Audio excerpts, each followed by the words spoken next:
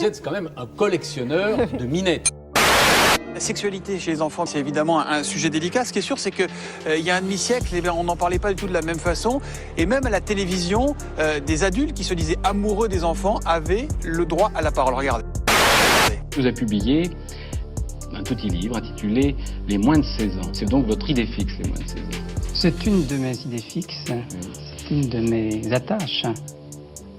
C'est un livre en fait sur l'amour.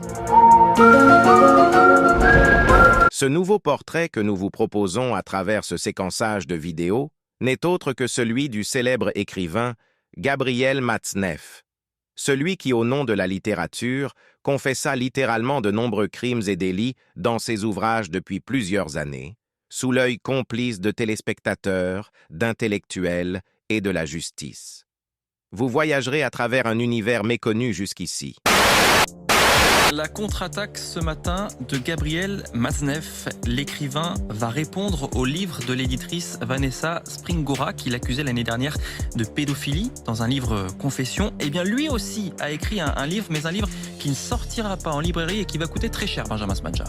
Le titre du livre, Vanessa Virus, un ouvrage en réponse au consentement sorti l'an dernier, dans lequel Vanessa Springora racontait sa relation avec Gabriel Matzneff alors qu'elle avait 14 ans.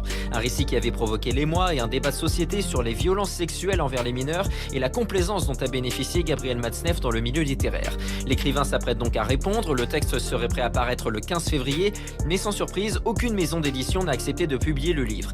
Gabriel Matzneff a donc fait appel à du financement participatif par courrier, demandant aux souscripteurs 100 € pour un livre et 650 € pour un livre dédicacé. Gabriel Matzneff est toujours visé par une enquête pour viol sur mineurs de moins de 15 ans. Il est cité à comparaître en septembre pour apologie de la pédocriminalité.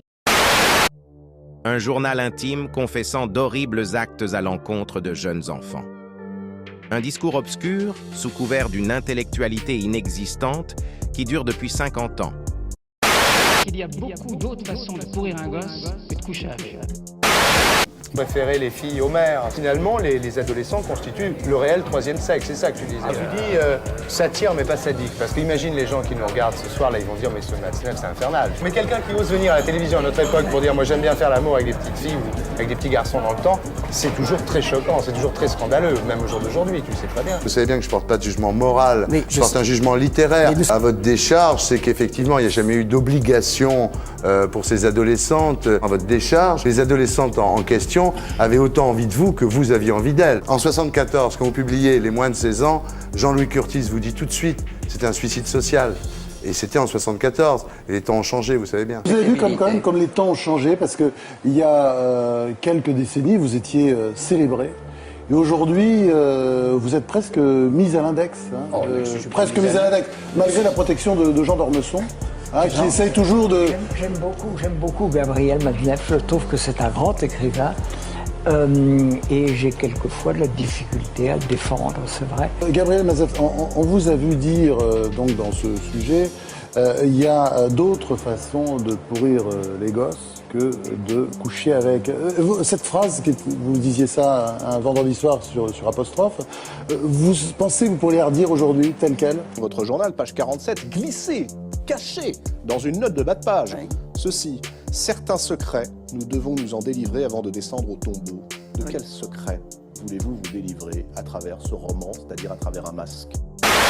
Est-ce que l'écriture a quelque chose à voir avec l'intensité de la vie privée? Et pardon, vous qui êtes un écrivain du bonheur, qui célébrez à la Stendhal la joie de vivre, le bonheur. La joie de vivre, mais les romans, puisque vous avez dit des choses très gentilles sur mes 9 romans, c'est des romans sur la rupture, sur le divorce, c'est la crise. L'écrivain heureux n'a plus rien à raconter. Et Gabriel Matzneff, dans son écriture et dans la façon dont il s'adresse aux jeunes, ce qu'on lui a suffisamment d'ailleurs reproché sur sa vie privée et sur ses écrits, est éternellement jeune. Il y a une pulsion de vie dans l'écriture de Matzneff qui est incroyable. Quand vous lisez Matzneff, les journaux intimes, les romans et même ce recueil de textes, et moi j'aime pas relire les ressucés, mais il se trouve que c'est comme un journal intime politique.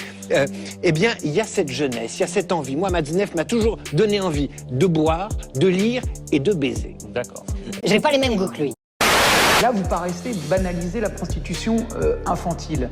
Aujourd'hui, ces gens-là, et ils ont la loi avec eux, ils vous disent que vous Écoutez, pouvez être immédiatement... Je ne pensais absolument pas que la discussion allait poursuivie. La question, elle est... Pour mieux... Aujourd'hui, vous pourriez écrire ce que vous avez écrit par le passé. Ben, je ne sais pas. Il faudrait demander ça aux avocats. Moi, tous mes livres ont été écrits avec le sang de mon cœur. Eh bien, j'écris ce que je ressens en moi, n'est-ce pas? Ce que je ressens en moi. Et puis, à la grâce de Dieu, enfin. Merci d'avoir visionné la vidéo jusqu'au bout. Nous vous donnons rendez-vous bientôt pour un nouveau portrait.